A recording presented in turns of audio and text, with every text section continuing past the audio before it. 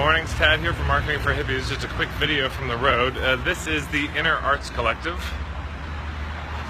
as you can see on the sign. And this is where I've been doing my workshops in Toronto. I thought I'd give you a little tour of my life. So, show up here in the morning, enter the code. I won't show you what the code is. Yeah. I open the lunchbox, get the tea, and then I let myself in. So it's funny when you tour, finding a venue is always the hardest thing that you can, venue that you can kind of use reliably. So to find a place like this is really wonderful. And as you can see, there we go. It's a beautiful space.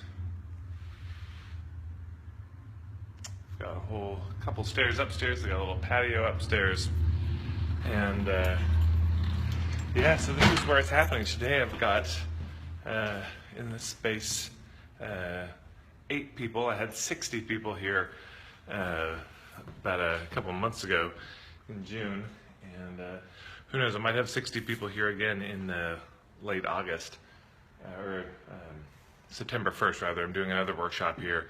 I think the numbers are going to go up quite a bit. But you do a workshop on a weekend in August, and I guess you take your chances. So I've got 8 people here today, and so this is the place I'm using.